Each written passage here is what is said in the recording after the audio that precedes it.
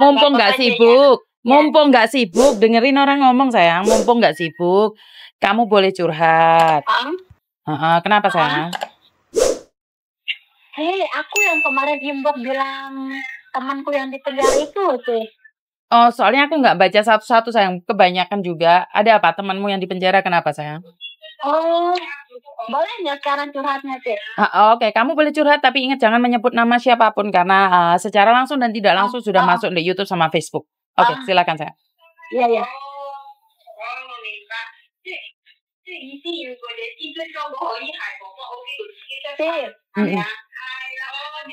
Cari tempat sepi dong, soalnya di situ sibuk banget suaranya nggak dengar sayang.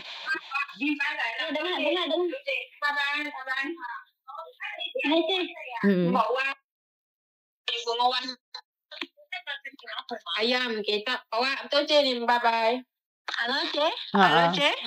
Kenapa sayang? Ini kan ada teman satu kampung Ce. Bukan teman adikku Ce, adik. Ya ini kakak misalnya nih yang mau curhat Ce. Oke, itu silakan. Ce, Silakan. aku punya adik di sini, adik Misan. Dia kan cuma mungut itu dompet di Waihong. Nah terus adikku yang mungut dompet ini lagi teleponan, dia nggak fokus, ada dompet jatuh di lantai, dia ambil, dia taruh di keranjang belanjaannya. Terus dia tetap sambil teleponan sama temennya gitu loh. Terus nyampe rumah dia kayak nggak sadar bahwa dia itu tadi di supermarket Welcome ngambil mungut dompet, dia bawa pulang. Terus itu dompet nggak diapain loh, nggak dibuka, nggak dikituin. Terus dia datang lah, mungkin yang punya dompet ngelapor. Terus kalau dompetnya jatuh di sini-sini, akhirnya cek CCTV, akhirnya adik aku itu bisa dilacak lah sama polisi. Jam 11 malam itu dia ke rumah majikan adikku di Borgol gitu. Dia 1 hari 1 malam di penjara gitu. Terus boleh dibebasin jam setengah 12 malam, ditebus $900 gitu. Terus aku punya teman lah satu kampung, ditebus lah jam setengah 12 malam sama polisi, dikasih uang $500. Terus adikku itu bisa bebas, tapi dengan satu syarat, 1 bulan 1 kali itu harus poko itu kayak ngelaporan ke kantor polisi jangan dikuntong. 1 bulan 1 kali itu dia tanda tangan. Oke. Kok sampai bisa loh seribet ini, sampai adikku itu nggak salah apa-apa, dia nggak ngambil itu uang dari dompet, tapi kenapa yang punya dompet itu mitnah adikku pencuri ngambil uangnya di dompet, sedangkan itu dompet adikku nggak buka loh, nggak nyentuh, cuman dia mungut, dia sambil teleponan nggak sadar itu dompet dibawa pulang. Kok bisa loh adikku? Masalah sesepele itu kan harusnya diperingati, ada peringatan pertama Ce, bukannya langsung di penjara kayak gini loh Ce. Oke, satu hal, kan saya selalu bilang di YouTube bahwa kalau kalian menemukan barang sesuatu apapun itu yang bukan hak milik kamu, itu kamu nggak boleh dong dibawa pulang sayang.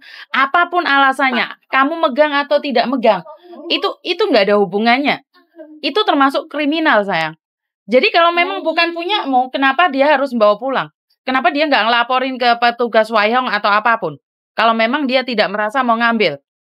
Paham tidak? Ini adikku itu nggak bisa bahasa, dia nggak pintar bahasa tuh, dia itu kayak dia pernah ditipu sama orang pinjam uang di bank, pernah dia itu bodoh banget. Ini adikku kan umurnya nggak begitu dewasa lah gitu, masih kecil, umur 25 lebih, tapi dia nggak sedewasa gitu mikirnya, 24 umurnya. Terus dia sering ditipu orang, tapi dia kayak apa ya Ci? Kayak lah gitu, boleh dibilang adikku banyak ditipu sering kali. Terus waktu ngambil dompet dia sambil teleponan, dia nggak ngelapor, dia nggak tahu peraturan di Hongkong kalau mungut barang sesuatu itu nggak boleh dibawa pulang. Dia nggak tahu loh C, nggak tahu kalau kasusnya bakaran seribet ini, sepanjang ini C. Terus dia ketok palu, dia udah 1 tahun loh C, 1 Januari 2022 itu kejadiannya di Waihong. Januari 2023? 22, itu kan 22. Oh, 22? Januari 2022 dia pungut dompet. Nah kemarin sidang tanggal 16 hari Jumat September 2022 dia sidang terakhir ketok palu, dia dicap pencuri. Di penjara berapa bulan? 4-6 bulan katanya agent sih, belum tahu. Terus tapi kan aku mau tanya, kok bisa loh seribet itu loh C? Sekali lagi kan saya sudah bilang Mbak, kalau orang menemukan, jangankan adikmu masih punya pikiran, orang yang idiot itu kalau menemukan barang pun mereka tidak akan bawa pulang. Kenapa di Hong Kong ini sangat ketat sekali? Iya, kalau di Indonesia sudah nyata-nyata nyuri coklat aja masih bisa ngasusin yang melaporkan. Kalau di Hong Kong nggak bisa, sayang. Nyata-nyata dimasukkan keranjang, dimasukkan ke tas, dibawa pulang. Bukankah itu pencuri? Seidiot apapun, sebodoh apapun, selinglung apapun, itu udah bukan dompetmu, sayang. Kenapa kamu ambil? Dan dari CCTV mereka ngelihat, terbukti dia yang ngambil, walaupun jatuh. Kalau emang jatuh, kenapa nggak dikasihkan ke orang welcome? Ini punyanya siapa? Saya tidak peduli kamu teleponan atau tidak. Kita pakai logika, Mbak. Kalau orang tidak niat mau ngambil, akan diserahkan. Karena selalu saya bilang, nemukan patadong aja masuk penjara, apalagi itu dompet. Patadong. Karena sekali lagi, saya di YouTube itu selalu bilang, hati-hati kriminal yang kalian tidak tahu. Kan saya selalu bilang hati-hati kriminal yang kalian tidak tahu. Nah, ya konsekuensinya dong, Mbak. Jangan sampean bilang sampean masih polos. Umur 24 tahun bukan polos loh. Menikah bisa hamil loh. Udah punya anak loh. Sudah waktunya loh. Jangan bilang polos. On banget. Bukan. Bahasa pun begitu pintar di sini ngomong. Mbak, gitu. Gini loh, Mbak. Ini adalah satu pembelaan di mana yang tidak seharusnya kita keluarkan. Karena seoon-oonnya orang, dompet bukan dompet dia, kenapa diambil? Secara logika. Masuk akal nggak? Saya pribadi akan membela orang-orang Indonesia yang tertindas. Ini kan adik aku yang kena kasus ini yang tadi mengut dompet itu kan pernah ditipu sama orang satu kampung juga, minjam uang pakai paspornya dia. Nah orang yang dipinjam itu dia OOS, dia dipenjara juga 10 bulan.